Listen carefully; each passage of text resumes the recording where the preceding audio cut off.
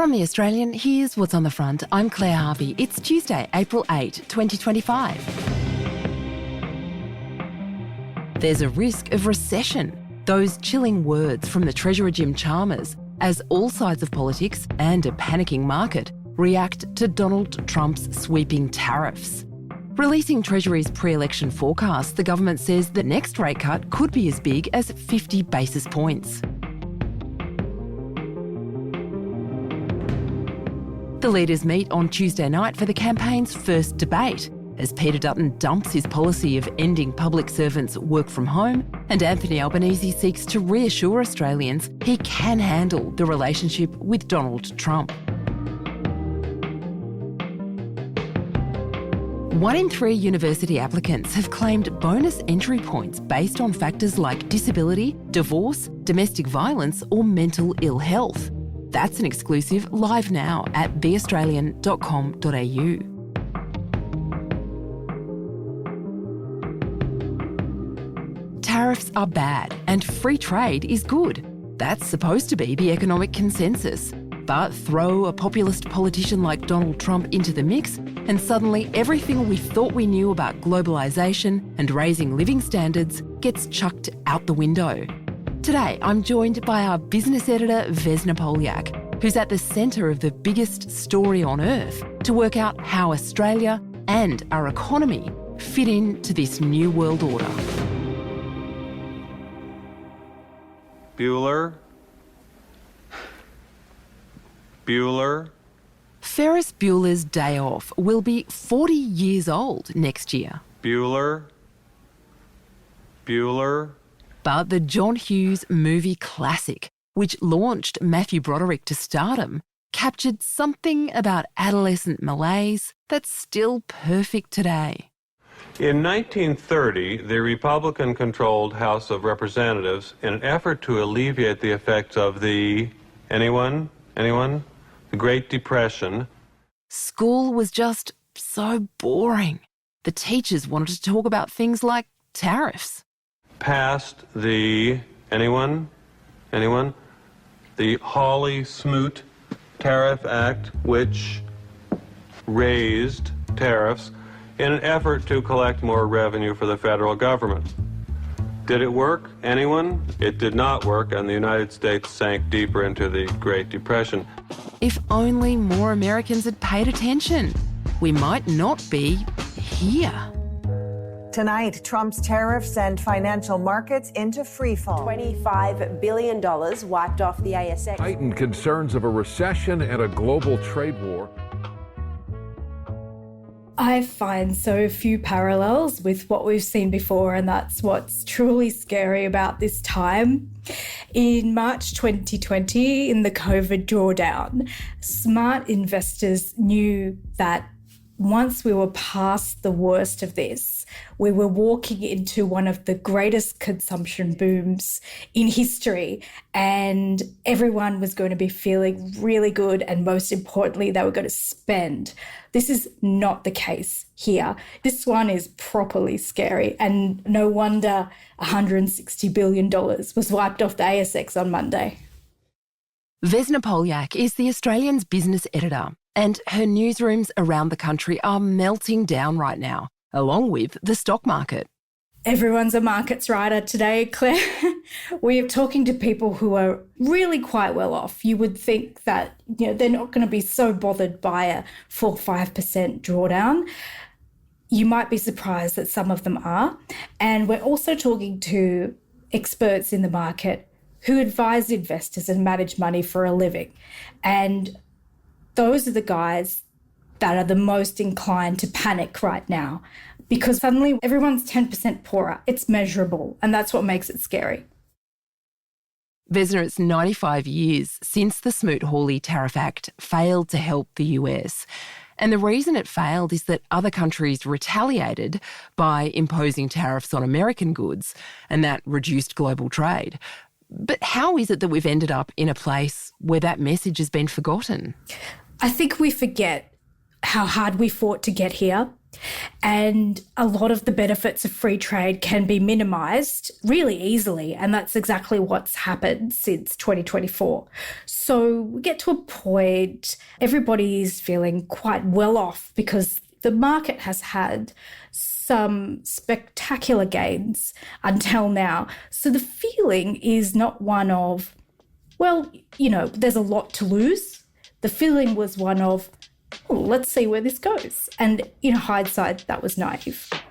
But what's also true up until last year was your iPhone, your car, and your Lululemon never cost more than it did because of inflation.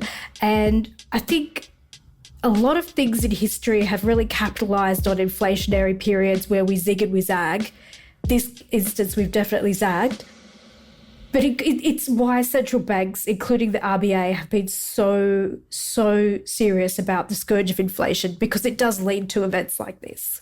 Because people get fed up, and cost of living is something we've been talking about for 3 years, and it's no small thing. The wealth effect of the share market is a wonderful thing, and quite a lot of people participate in that, but that's different to the scorecard of bills, iPhones, leggings, whatever it may be. Like, everyone has a reference point for these. And frankly, it's only been going up. On social media, Americans are alternating between defending Trump's tariffs and explaining the whole concept to one another. I think it's a negotiation strategy. So it's going to be outrageous and something to catch everyone's attention. And then eventually there'll be some negotiation.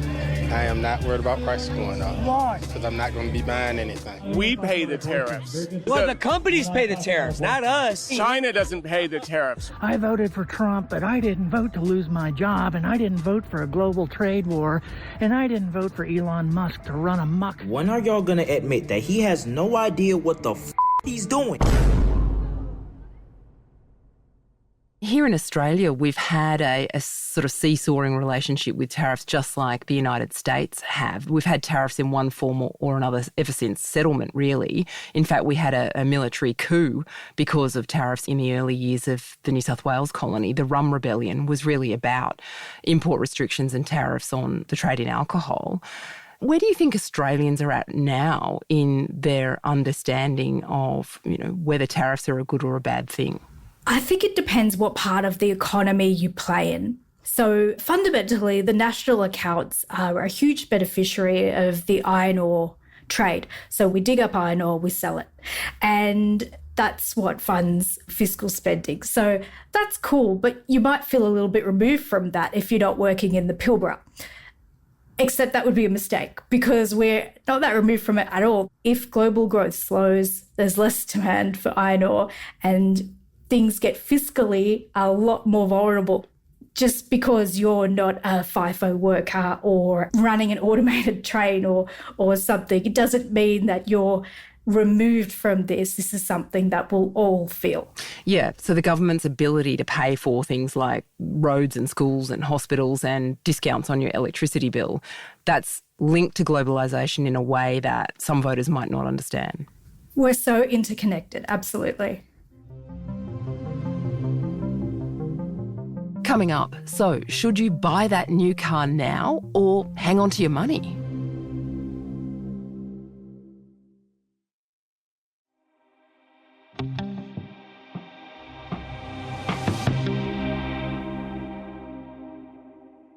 So looking ahead, Donald Trump is saying, everybody stop panicking. I'm going to go and play golf this weekend. It's going to be phenomenal. Everything's going to be okay.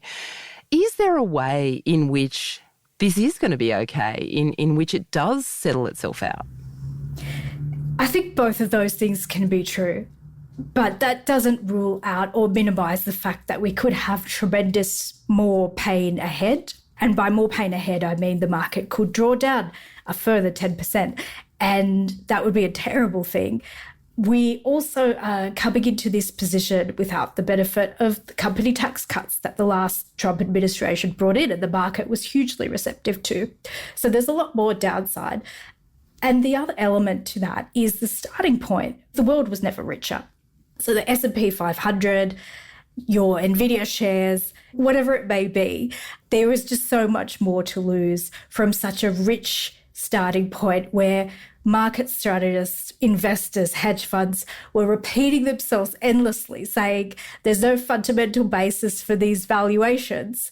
And they were right. We can't say we weren't warned because we did hear that information and we didn't really act on it. Have you been surprised by how much the market seemed to have been surprised by this? Yes, I think what it came down to was that feeling on Friday when, after Liberation Day, everybody was unified in saying this is worse than we thought. It was a gambit. It was a trade play. It was bringing people to the table. It was none of that. It was actually just really bad. So there's a reassuring kind of idea that we could tell ourselves that actually what Donald Trump really wants is critical minerals and that this is the bargaining chip, this is the start of the negotiating process to make sure he gets the critical minerals that the United States needs to make the chips that make everything go. Is that a possibility? It's a possibility, but it wouldn't offset the broader, more debilitating wealth effect that's happening. It's not nothing, but it's a very small thing in what could be a setback for global growth that takes us so many years to recover from. Is there a possibility, Vesna, given that every Australian has some money in superannuation, even if you're not actually exposed to the stock market, you have a super balance, is there a possibility that that will reduce inflation here in Australia, that make people more conservative, less likely to go and spend? There is a possibility. I think it's too early genuinely to know, and it's fundamentally more of a bad thing than a good thing. Demand is everything. I think when you don't have demand intact, everything else is a secondary thought. And so that's why recession is such a loaded word, because it destroys everything. Anthony Albanese is basically saying, stay calm, don't worry about it. Peter Dutton is saying, well, this is actually a really big concern. How do you think they are playing it? How should they play it? I'm so glad you asked this, Claire. I'll tell you, because this year we don't have 11 RBA meetings in a year. We're on the new progressive RBA schedule, and we're not going to hear from the RBA until after the election, which feels like a really extraordinary thing. Like, where's our central bank? We want to hear what they think. They can have such an influential role and voice in this crisis and be neutral and a source of truth. But there's no meeting. So I think people feel quite a bit winded by that. So I'm really curious, just as a student of the market, to see who will be the voice that decides to carve out a position of calm here. Do you think, Vesna, that we've lost the consensus about free trade, that it's no longer widely accepted, really even by economists, that free trade is universally a good thing and that it's a rising tide that lifts all boats? Yeah, I do think so, Claire. I think that's a really honest observation, and we're probably all a little bit guilty of losing our trade literacy in all of this. And there are, from time to time, you see really interesting business case studies of a car maker or a beverages company that's carved out a beautiful little global niche by arbitraging some weird tariff scheme or regime. Look, that's nice, but nothing's better than global growth. We know what global growth does. It advances everyone's lot in life. And this is a walk back from that. If you were advising someone, just asking for a friend, who was thinking about buying a car or maybe thinking about getting a new phone, what would your advice be? It's a great question. It's probably what everybody's thinking. And just like the share market, which is a sea of red today, there's no buyers. Why is there no buyers? Because it could be 5, 10, 15% cheaper. So hold on. Well, there may be a better deal in it for you if you can just hang out a little bit longer.